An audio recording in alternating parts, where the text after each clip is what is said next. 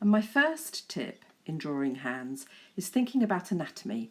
These are Leonardo da Vinci's drawings. He dissected people because he really wanted to understand the human body.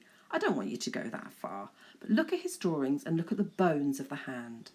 And now when you're looking to draw a hand from life, think about those bones that are under the skin and just make light marks which mark where those bones might be. So here I'm just thinking about the actual bones in the hand itself. Now I'm looking at the bones that make up the finger. Each finger has three digital parts that are made up, and I'm marking out each segment of each finger, just giving me a guide, and I'm really observing as usual, looking really carefully and thinking about the relationship between the fingers. And now I'm just going to mark up, these are the knuckles, those joints there, that's where the knuckles of the fingers make. And these are the knuckles of the actual hand, of your fist, if you like. I'm using that to measure down and think, oh, where's the thumb? Here are the thumb bones. These are the bones underneath, and this is where the thumb joins to the main body of the hand. It's just giving me a template.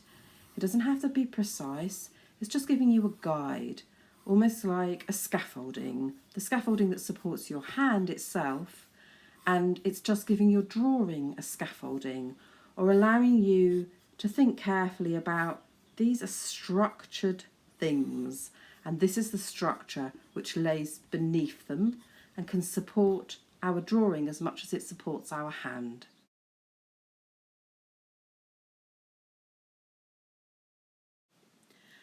And for my second tip, I'm going to return to the exercise we did at drawing negative spaces, drawing the gaps between things.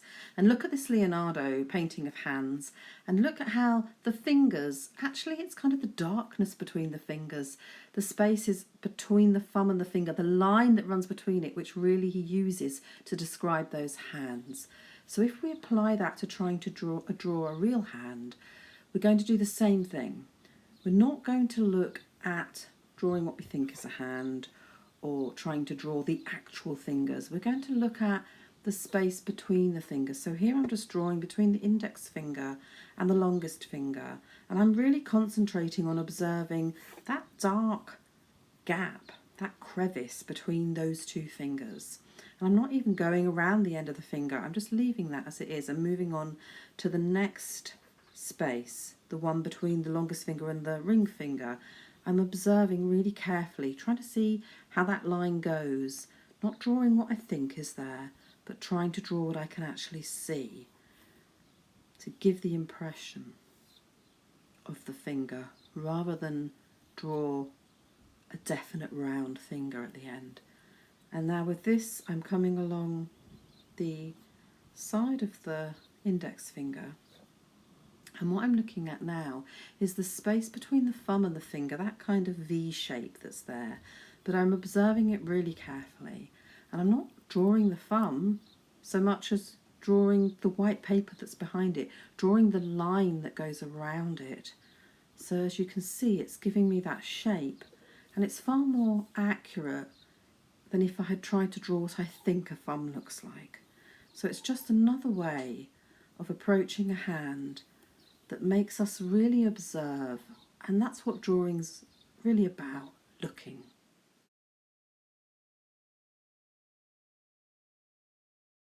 My third tip returns to the exercise of taking an ant for a walk, which we did in my 7th video, and these are drawings of hands by Henry Moore, and as you can see he's using lines to describe the shape of the hands, the form of the hands, in a similar way that we did with the ant walking over the cat. And in this second drawing that he's done, you can see he's gone into even more detail. So you've got these little lines describing the fingers, the shape of the fingers, the hands being built up of these continuous lines which he's then really worked into and developed in order to give it a three-dimensional element. And just as an example, here's me just showing you how you could explore that exercise in relation to drawing a hand, just to roughly build up the idea of 3 dimensions. I'm just going to show you how I might bring these elements together in one drawing. Remember, the most important thing is carefully observing what you are drawing. No such thing as a mistake. Look at how I corrected my original positioning of the finger.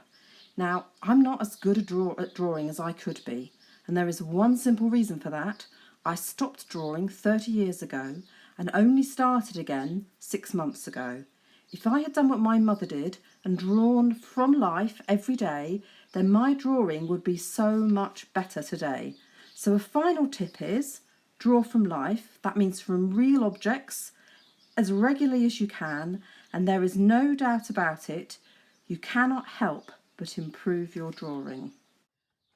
And this is where she usually badgers you about subscribing to her YouTube channel or sharing your images on her Facebook page at Stoneware Birds or on her Instagram account #CreativePausa.